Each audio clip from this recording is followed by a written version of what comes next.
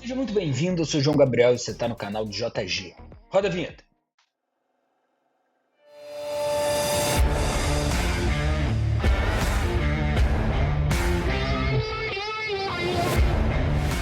Fala pessoal, tudo bem com vocês? Eu espero que sim. Neste momento estamos dando continuidade à nossa playlist da área da dinâmica. Se você perdeu essa playlist, eu vou deixar o card aqui em cima em algum lugar para você não perder nenhum vídeo dela. Bom, essa aula, nossa aula de número 3. Essa aula de número 3, a gente vai falar aqui sobre plano inclinado, que a gente sabe que é um calcanhar aí de Aquiles para muita gente. Mas, sem muitos problemas, a gente consegue resolver isso já com base no nosso conhecimento. A gente vai precisar aqui dos conhecimentos da aula de vetores, que está lá na cinemática. Se você perdeu essa aula, eu vou deixar o card aqui em cima também para você. Dito isso, vamos que vamos, olho na tela e a gente começa falando do plano inclinado sem atrito. Primeiro, o que é um plano inclinado? Cara, um plano inclinado é o nome técnico que a gente dá para uma rampa. Então, vamos supor que a gente tem aqui uma rampa cujo ângulo de inclinação vale θ, tudo bem? O que a gente vai fazer? Primeira coisa que a gente vai fazer é marcar as forças que atuam sobre este corpo.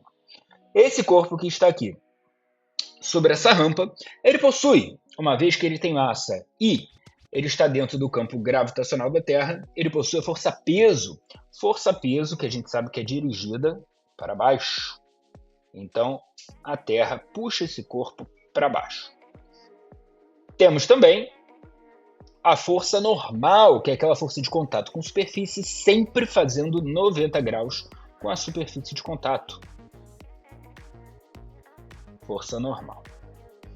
E uma vez que inicialmente a gente vai tratar do caso do plano inclinado sem atrito, então acabaram as nossas forças sobre esse corpo. E aqui, qual é o nosso objetivo? Presta atenção no que a gente tem que fazer. Em toda questão de leis de Newton, bloquinho, o procedimento era o mesmo. O procedimento era marcar as forças, observar para onde aponta a aceleração. E eu te pergunto, cara, se esse corpo ele vai ser solto dessa rampa e não tem atrito, certamente esse corpo ele vai descer essa rampa. O que significa que ele possui uma aceleração paralela a esse plano, descendo o plano. E se tem aceleração, tem força resultante na mesma direção e sentido. Nosso objetivo é colocar todas as forças na direção da força resultante e na direção perpendicular a ela. Então, direção da força resultante é a direção aqui, ó, ao longo do plano. Essa direção ao longo do plano, a gente vai chamar de uma direção X. É um eixo X que a gente vai criar. Perpendicular ao eixo X, a gente tem já, como convenção, o eixo Y. E nesse momento eu te pergunto, todas as forças estão dentro desses eixos? Já estão no eixo X e Y? Não. A gente consegue perceber que o peso ele não se encontra nem no eixo X, nem no eixo Y. O que a gente precisa fazer neste momento? Fazer a decomposição da força-peso. João, o que era a decomposição da força-peso? Foi o que a gente aprendeu lá na aula de vetores. Tá? A decomposição ele é o processo inverso, é a operação inversa à soma de vetores. Na soma de vetores, você tem, por exemplo, dois vetores querendo achar o resultante. Já na decomposição de vetores, você tem o vetor resultante e você quer os dois vetores que somados resultem nele.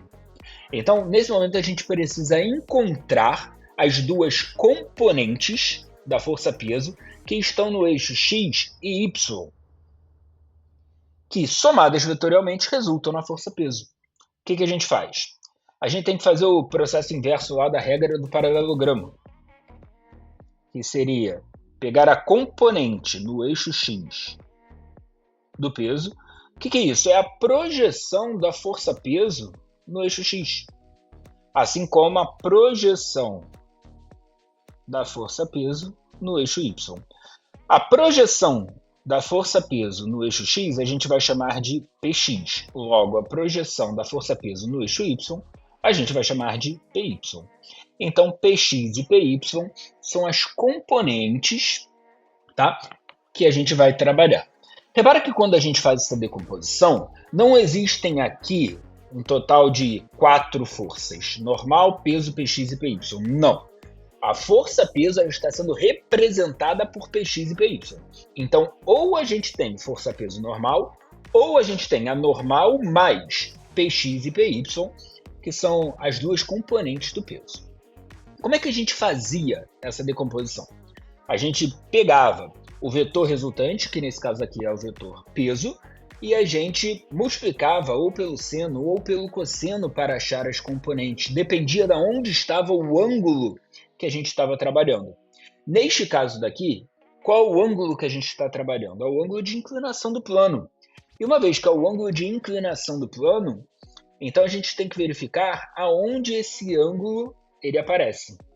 E aí se liga só, eu vou prolongar a direção do peso, que é a direção vertical, que por definição vai fazer com a horizontal 90 graus.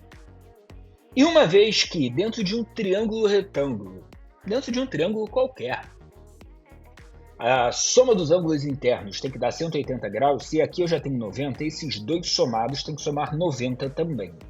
O que significa que este ângulo daqui é 90 menos esse ângulo θ. Se esse cara daqui é 90 menos θ, esse é o mesmo ângulo entre P e Px.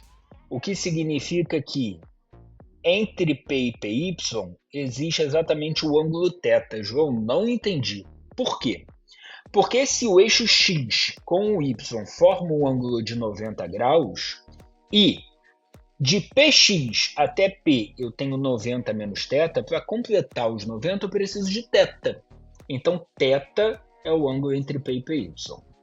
Agora sim, agora eu já consigo saber, né, os valores dessas componentes. Então, uma vez que Px está sem o ângulo, Px sem o ângulo pode ser calculado como sendo P vezes o seno de θ. Lembra? Sem ângulo, seno de θ. Enquanto Py, que está com o ângulo, vai ficar sendo P vezes o cosseno de θ. Com o ângulo, cosseno de θ. Ok. Temos as componentes P e Px. E aí a gente percebe o seguinte. No eixo y, a gente não possui aceleração. Se no eixo y a gente não possui aceleração, se liga só, vou botar aqui, ó, eixo y. Se no eixo y a gente não possui aceleração, a força resultante nesse eixo tem que ser igual a zero. Para que a força resultante seja igual a zero, então a normal, que está no sentido positivo de y, tem que ser igual ao Py, que está no sentido negativo. E acabou. Esse cara aqui não tem nada demais. Já no eixo x, agora sim, no eixo x,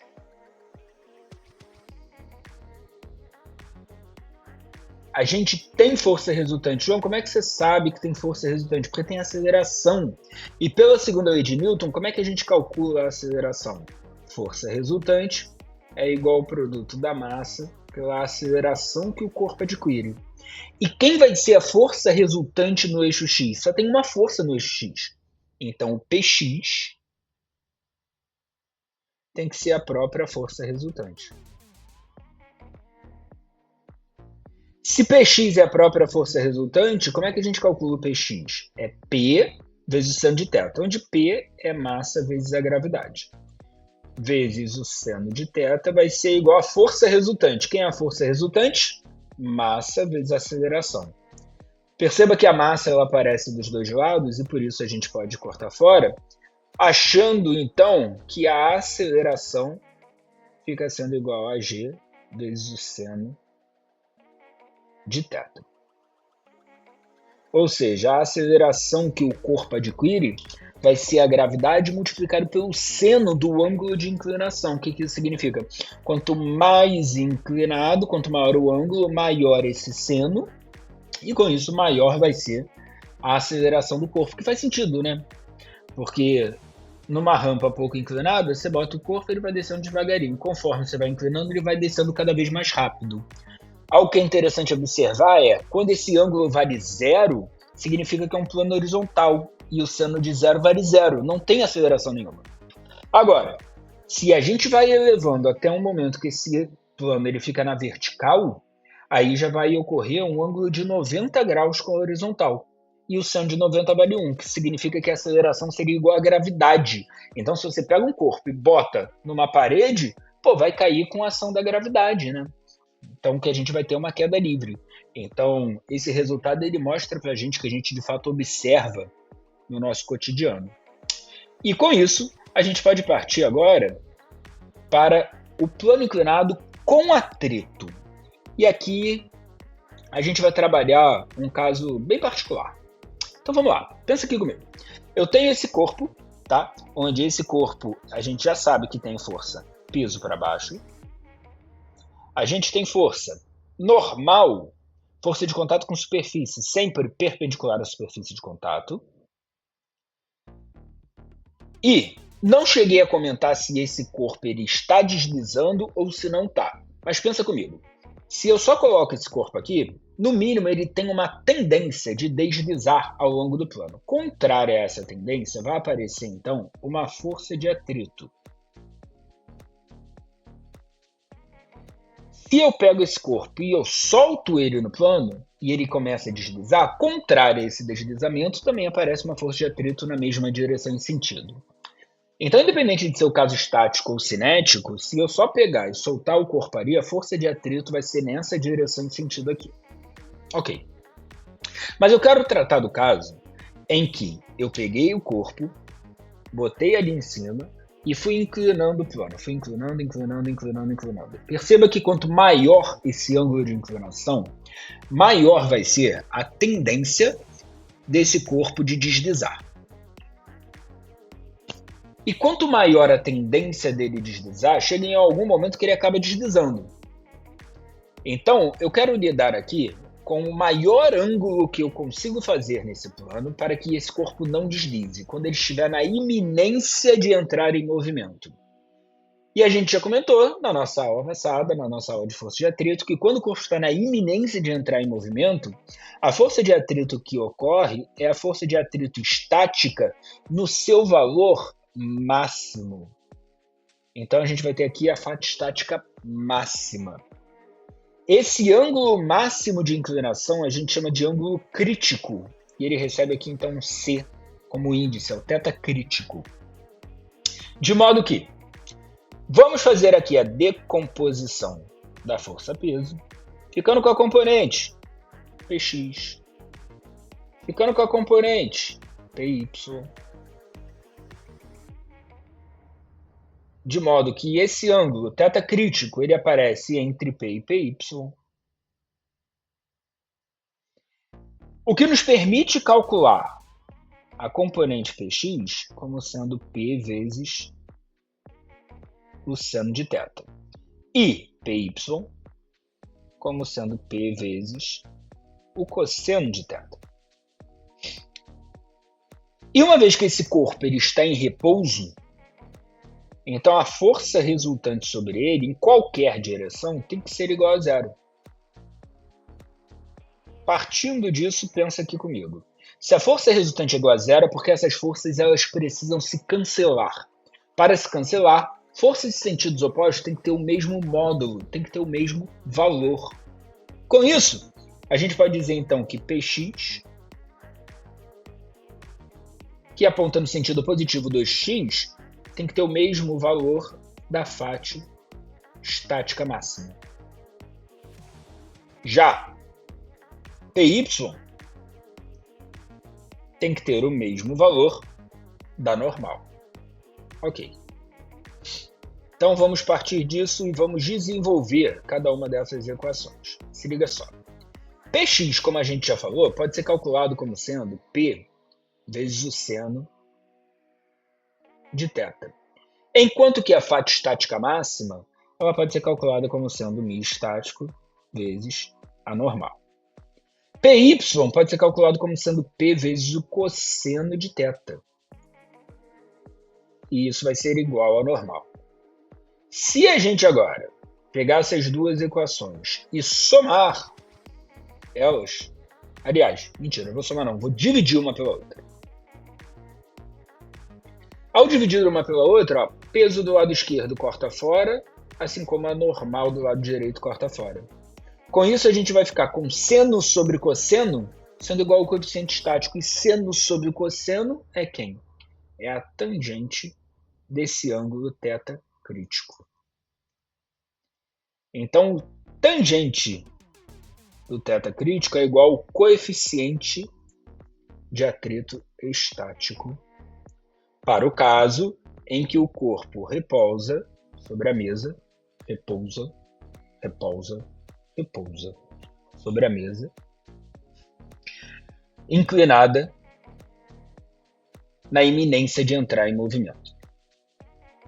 Ok? Isso aqui é algo que é importante você já ter de cabeça, que isso pode te poupar tempo.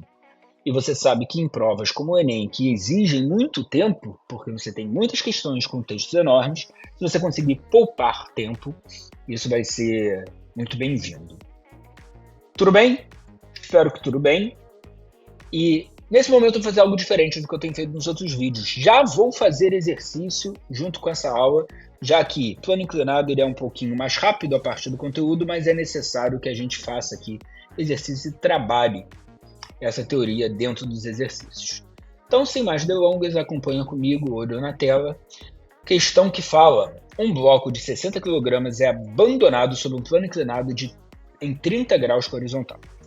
Para mantê-lo em repouso, o bloco é preso a uma das extremidades de um fio que, após passar por uma rodana fixa, é puxado verticalmente para baixo, na outra extremidade, por um homem de 80 kg que está em repouso, de pé, sob um plano horizontal, como ilustra a figura. Considere o fio e a rodana ideais, os atritos desprezíveis. O trecho do fio entre o bloco e a rodana paralelo ao plano inclinado. E G sendo igual a 10. E ele quer o módulo da força exercida pelo piso horizontal sobre o homem. Então vamos lá. Primeira coisa que a gente vai fazer, sempre marcar as forças que atuam sobre os corpos, tá? Então sobre o homem, que está aqui, a gente tem peso para baixo, vou chamar de peso do homem. A gente tem força normal sobre ele. Que força é essa? A força que o chão exerce sobre ele. É o que a questão está querendo, o valor dessa força normal. E sobre ele também possui uma atração, uma vez que existe uma corda conectada a ele. E no bloco lá em cima? No bloco lá em cima a gente tem tração, a gente tem peso do bloco voltado para baixo. E uma vez que isso daqui é um plano inclinado, a gente já sabe que essa força-peso ela pode ser decomposta em Px e Py.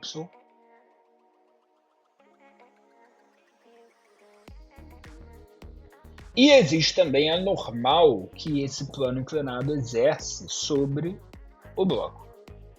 Vou chamar de normal do bloco. E o que a questão está pedindo, eu vou chamar de normal do homem.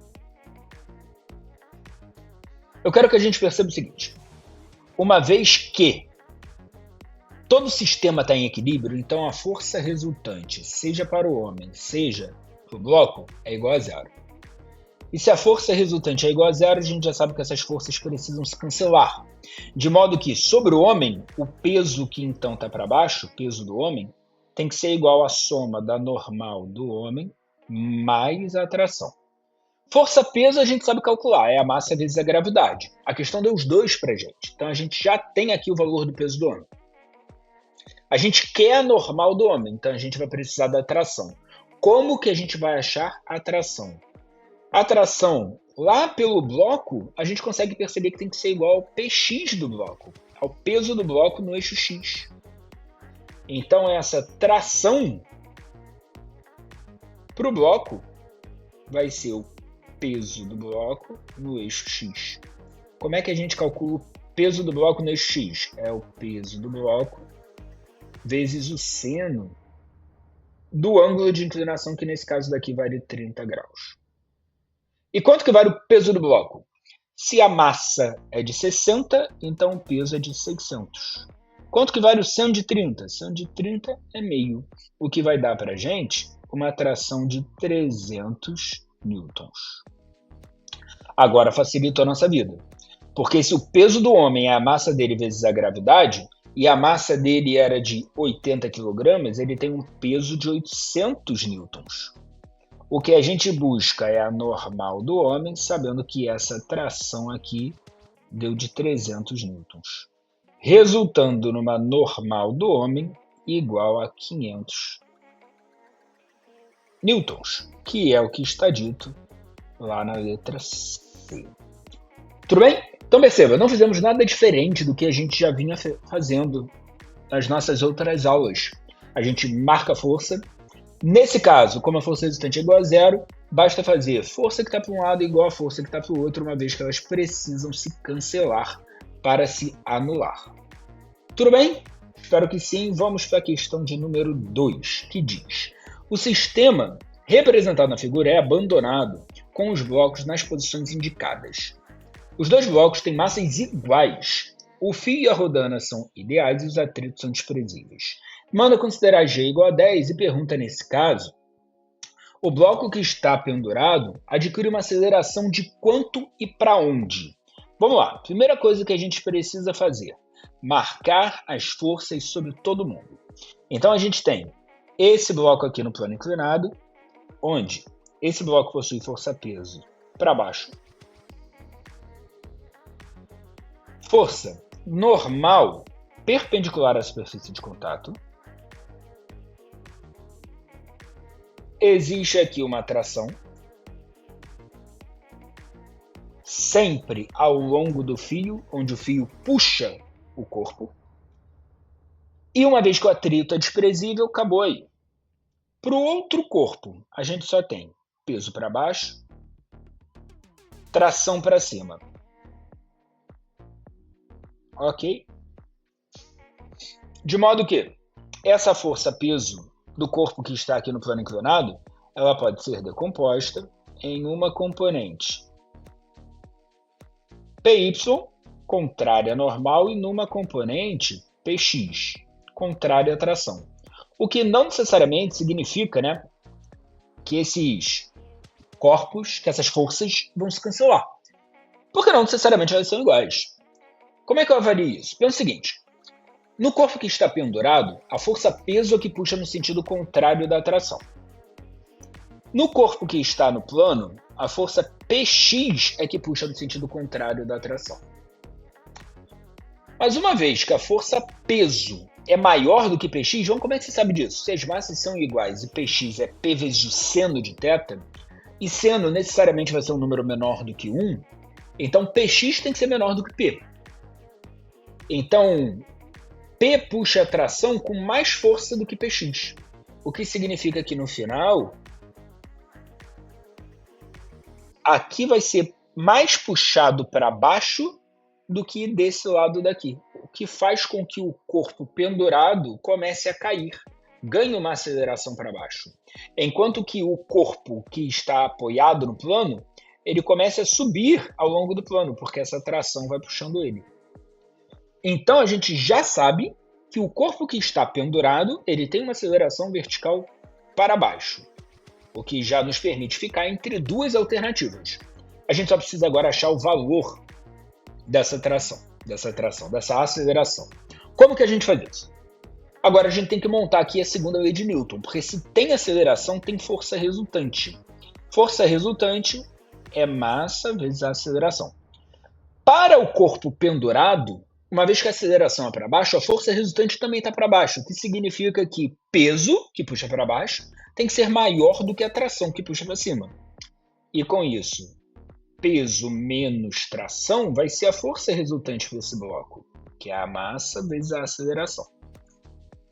Já para o corpo que está pendurado, a tração deve ser maior para que a resultante tenha a mesma direção em sentido da aceleração. E com isso, então, tração menos Px tem que ser igual à massa desse corpo vezes a aceleração, que a gente faz agora? Um sistema com essas duas equações. A gente pode só somar essas equações. Quando a gente somar essas equações, tração mais menos tração, corta fora. Logo, peso, como é que a gente calcula peso? mg. Menos px, como é que a gente calcula px? P vezes o seno de θ, ou seja, mg vezes o seno de θ. Como o ângulo aqui é 30, seno de θ vale meio. Igual MA mais MA, 2 vezes MA. Quanto que é mg menos metade de mg? mg sobre 2. E isso aqui é igual a 2 vezes MA. Como a massa aparece dos dois lados, corta fora. E a gente acha, então, que essa aceleração ela vai ser g dividido por 4. Se a aceleração vai ser g dividido por 4 e g vale 10, então ela vale 2,5 metros por segundo ao quadrado, como diz, então, a nossa letra A.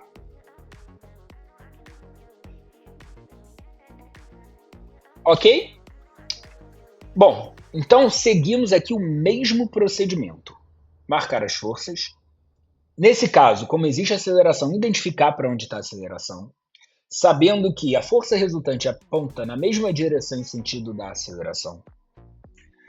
E depois escrever a força resultante como sendo quem aponta no sentido da aceleração menos quem aponta no sentido oposto. E igualar isso a massa vezes a aceleração pela segunda lei de Newton. Sem grandes novidades. A única coisa que a gente está fazendo aqui de novidade é ter que decompor essa força-peso devido ao plano. Certo?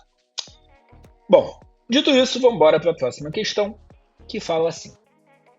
Um bloco é lançado com velocidade de 20 metros por segundo a partir da base de um plano inclinado fixo e muito longo, que forma um ângulo θ com a horizontal, como mostra a figura a seguir. Como a figura a seguir apresenta. Considerando o coeficiente de atrito entre o plano bloco igual a 0,25, qual é a altura máxima que o corpo pode subir em relação ao nível horizontal de lançamento? Para seus cálculos, considere a aceleração da gravidade 10, seno de θ 0,6 e cosseno 0,8. Olha que boa questão. A gente tem que forças sobre esse corpo? A gente tem força-peso, vertical para baixo. A gente tem força normal, perpendicular à superfície de contato. E tem força de atrito, mas agora, para onde vai ser essa força de atrito? Uma vez que o corpo ele está deslizando para cima, contrária a esse deslizamento, vai aparecer uma força de atrito para baixo do plano. Essa força de atrito é uma força de atrito dinâmica ou cinética. Fazendo a decomposição da força-peso, a gente tem Px junto com a Φ e Py contrário à normal. Eu quero que você perceba que só existe, então, na direção do plano, força fazendo ele descer. Uma vez que ele está subindo, então, essas forças geram uma aceleração no sentido contrário, o que vai fazendo ele parar. E isso faz todo sentido. Porque se você joga um corpo subindo uma rampa, naturalmente, ele vai parar em algum momento. O que significa que Px e Φ, que apontam na mesma direção e sentido da aceleração, é quem vão formar a força resultante. E como força resultante pela segunda lei de Newton é o produto da massa pela aceleração, a gente vai ficar então com Px, que é P vezes o seno de θ, mais a Φ cinética, sendo igual a massa vezes a aceleração. Como que a gente calcula a força-peso? Força-peso é massa vezes a gravidade. Então vai ficar massa vezes a gravidade vezes o seno de θ. Quem é θ é 0,6. Mais a força de atrito cinética que é o coeficiente de atrito vezes a normal. E quem é a normal? É o PY, onde PY é mg cosseno de θ igual a massa vezes a aceleração. Como a massa apareceu em todos os termos, a gente pode cortar fora, ficando com G, que vale 10 vezes 0,6, ficou 6, mais G vezes 0,8, que é o cosseno, ficou 8. E quanto vale o coeficiente? O coeficiente é 0,25, ou seja, 1/4 de 8, que dá 2. Isso daqui é igual à nossa aceleração, portanto, temos uma aceleração de 8 metros por segundo ao quadrado. Tá bom. E aí? E com essa aceleração? O que me resolve? Porque eu quero saber o quanto que esse cara vai subir, né? Se a aceleração vale 8, e eu sei que ele começa com uma velocidade inicial de 20 metros por segundo, eu consigo calcular, então, qual é o deslocamento desse corpo ao longo do plano. Então, uma vez que existe aqui a aceleração, olha só o que a questão está reunindo. Está reunindo os conceitos da dinâmica com a cinemática. Porque se eu tenho aceleração, isso daqui nada mais é do que um movimento uniformemente variado, um move. Onde no move, a equação de Torricelli fala para a gente que v ao quadrado é igual a v0 ao quadrado mais 2 vezes a ΔS. Velocidade final vale 0, a velocidade inicial é de 20. Então vai ficar 20 ao quadrado. Mais 2 vezes a aceleração, só que essa aceleração, como está no sentido oposto à velocidade, ela é uma aceleração negativa. Então já vou botar aqui o sinal de menos. 2 vezes 8 vezes o ΔS. 2 vezes 8, 16. Como está negativo, jogo para o outro lado da igualdade como mais 16 ΔS, sendo igual a 20 ao quadrado, que dá 400. Corta fora esse 4 aqui com esse 16, sobrando 4 no lugar de 16. Então esse ΔS fica 100, que é o que sobrou do outro lado, dividido por 4. Esse ΔS, ele vale então 25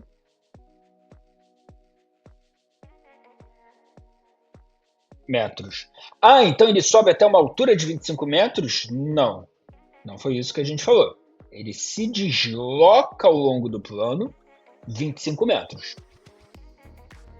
Então, repare, ele vai subir 25 metros, sabendo que esse ângulo de inclinação...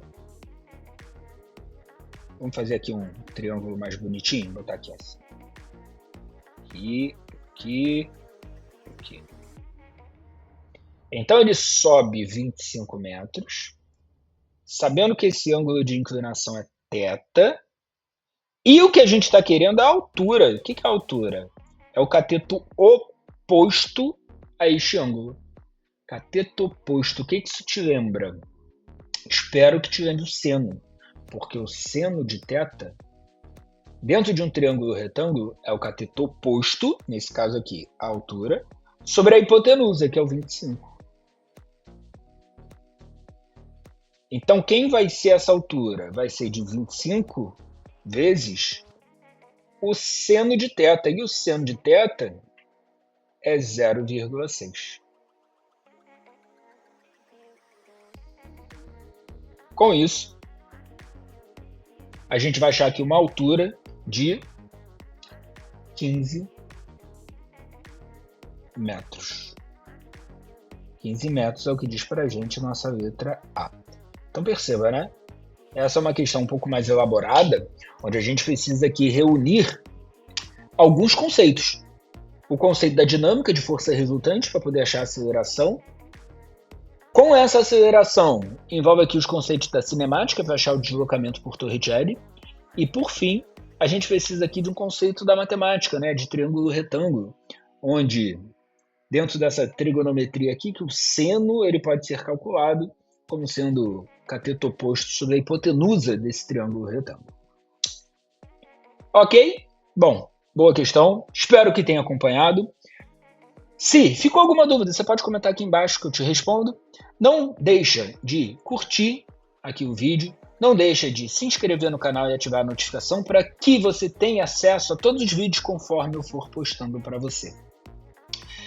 Não deixa também de compartilhar esse vídeo com quem você sabe que vai fazer vestibular ou com quem precisa daquele reforço na física. Me fala aqui se você está gostando desse tipo de conteúdo, se está te acrescentando, se não está, como que eu poderia te ajudar ainda mais. Tudo bem? Então a gente se vê na nossa próxima aula. Até breve. Tchau, tchau.